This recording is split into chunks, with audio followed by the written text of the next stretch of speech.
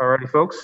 Say hello to Jonathon Cooper. We'll start out with Spencer Holbrook from Letterman Row. Spencer, lead us off.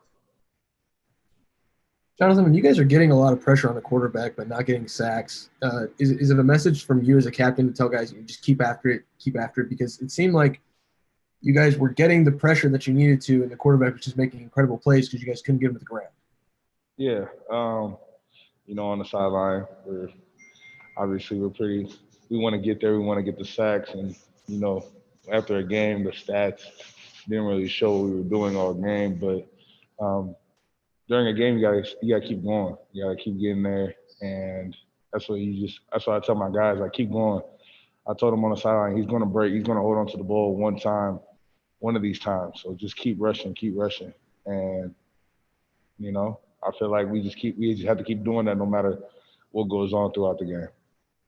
So if I can just sneak one more in, how do you evaluate that after the game? Because it seems like you guys as a defensive line and as a front kind of did your part without getting the sacks. So how do you walk the fine line between knowing that you could have probably gotten home, but also knowing that you guys did a pretty good job of getting to them? We have to figure out how to get home faster. Like, I feel like we were winning and getting our pressures, but what we try to be really critical of is how can we be a second faster, a step faster, just a little bit, like 1 second of a step faster so that we can get that ball out and get a sack fumble and, create plays for our team. So we just still have to look at the film critically and figure out what we can do better.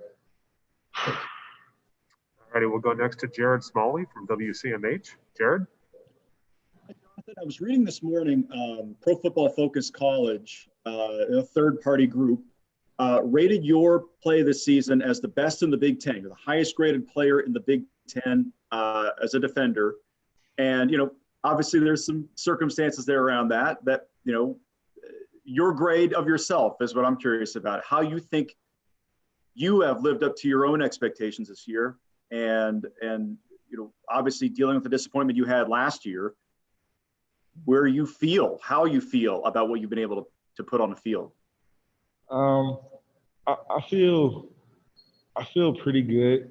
It's hard to answer that right now because you're in it, and I feel like once I'm done, then I'll be back, be able to reflect. But as far as right now, like, I'm just focused on what I can do to get better each and every week. Honestly, I feel like I'm playing all right, but I know there's a lot of things in my game I can get better at. I feel like you can get better every single week, and that's my goal. And, no matter what anybody says, I'll just try to get better every single week, keep working hard.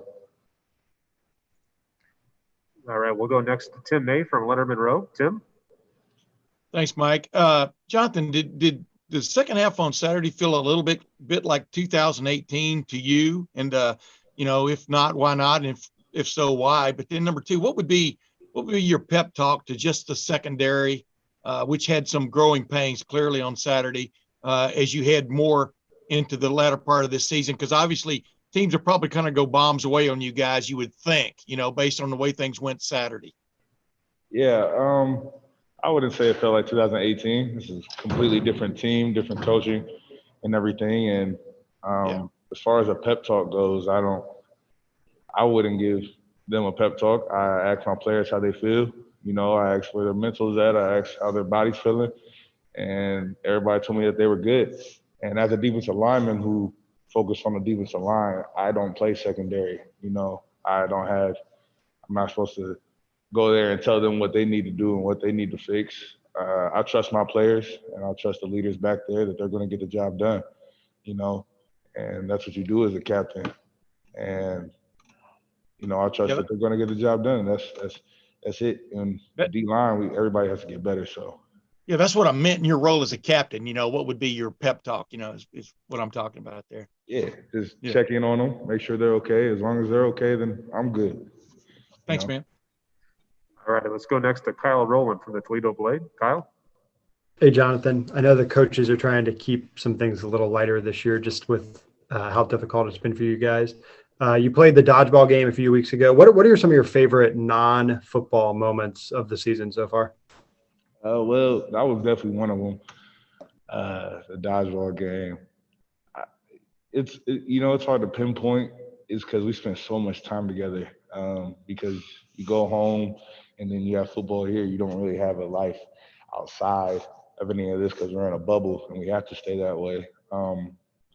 I just enjoy my time that I give with my brothers, honestly. They're the only reason why, they make this kind of okay.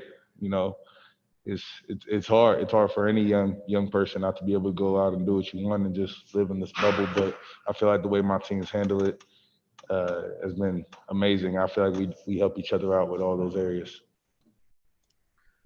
Okay, we'll go next to Patrick Murphy, 247. Patrick?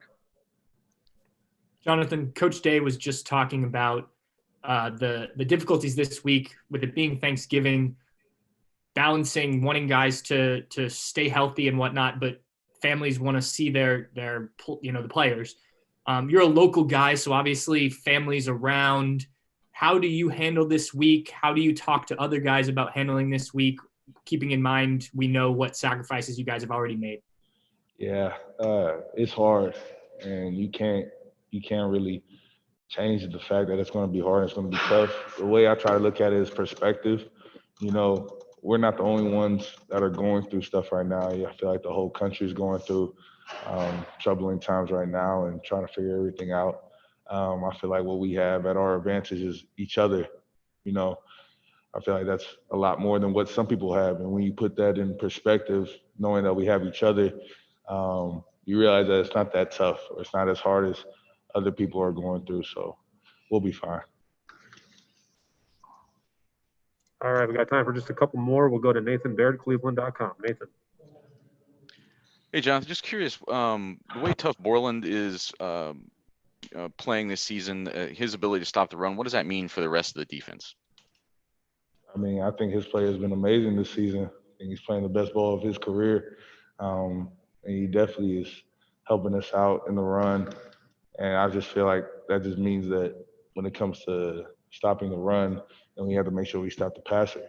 And that's our focus, As long as you stop the run, then you get a chance to stop the passer. And I feel like the whole entire defense is responsible for doing that. So that's what we just got to focus on, thanks to Tough.